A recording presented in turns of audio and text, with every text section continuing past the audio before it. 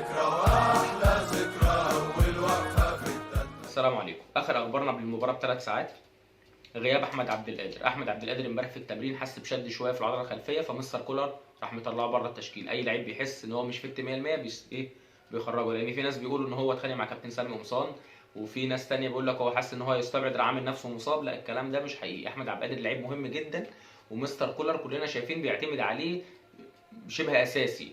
فالموضوع ده مفيش الكلام ده، هو كل القصه ان هو حس بشويه اجهاد. هيحل مكانه في الحته دي حسين الشحات، زي ماتش الهلال لما نزل وجا سجل جولين من الحته دي. فاحمد عبد القادر خرج من القايمه، هيلعب مكانه حسين الشحات، ودخل برونو سافيو بعد غياب. والله بتمنى الولد ده يعمل اي حاجه، والله اللعيب مش وحش، يمكن ربنا سبحانه وتعالى النهارده يكتب له نصيب في اي حاجه. بعد عبد القادر وخروجه من القايمه نخش على كهربا. كل التقارير والصحفيين اللي متابعين المران الاخير بيقولوا ان كهربا بنسبه 80% مش هيبدا اساسي النهارده. كله بيقول ان احتمال يبدا بشريف. بيقول لك مستر كولر عايز يخليه تغيير احتياطي، لان المباراه ممكن تطول لاكسترا تايم ووقت اضافي والكلام ده. لكن من وجهه نظري الشخصيه القصه كلها موضوع غرامه كهربا. قصه الغرامه مسيطره عليه، وده واضح من الماتش اللي فات، ماتش المحله لما طلع راح حاطط التيشيرت وقعد زي بيبكي. هو مشدود، هو مش فاهم حاجه، هو عايز يخلص. فاعتقد لو كهربا ما بداش اساسي، مش موضوع ان هو عايز يقرر رابحه ومش رابحه، لا، انا لعبه واخلص، انا لعبه واجيب جون واخلص. الماتش ده مفتاحه جون. فكهربا لو ما بداش هي معناه ان الموضوع نفسي، وموضوع بالنسبه لي لا، هو موضوع كهربا الغرامه مسيطره عليه. اخر حاجه معانا تذاكر المباراه. تاكد بنسبه 100% ان اللي هيحضر المباراه من جانب بيراميدز هم اسر اللاعبين والناشئين بتوع النادي باسرهم بالعاملين بالظبط كده زي ما قلنا امبارح.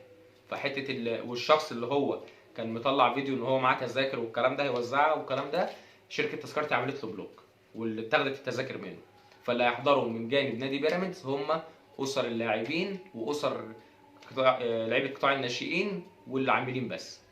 في النادي الاهلي يا رجاله، مباراه النهارده هي مباراه ببطولتين، والبطولتين هيبقوا على حساب فرقتين الغارمين ليك او المنافسين ليك، بيراميدز والزمالك. تكسب النهارده تقابل الزمالك يوم 5/5 في الامارات. الزمالك برده مش في حالته، فانت تكسب النهارده يعني قادر تدخل النادي بطولتين في شهر واحد، وانتوا قادرين على ده. بعد ما عدينا مباراه الهلال كان عليكم الضغط النفسي والعصبي والشحن اللي كان عليكم من سبب اهميه المباراه دي، انت النهارده بتلعب المفروض تلعب وانت مرتاح خالص. بيراميدز هو اللي عنده ضغوط، بيراميدز اللي عنده مشاكل، اللعيبه النادي هيكمل مش هيكمل.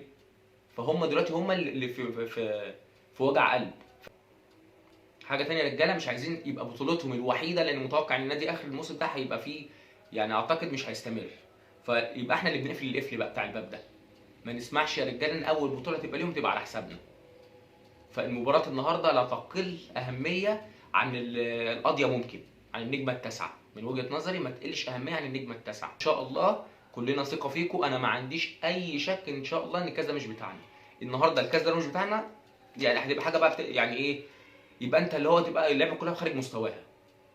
لو النهارده ما خدناش الكاس ده، انا متوقع ان لو الكاس ده مش من نصيبنا هيبقى بسبب ان اللعيبه كلها خارج تركيزها، او لعبه مش في يومنا، او كره هبله، او خطا تحكيمي. باستثناء كده لو الامور مش طبيعيه، ان شاء الله ان شاء الله هنكسب وبنتيجه مش اقل من 2-3-0.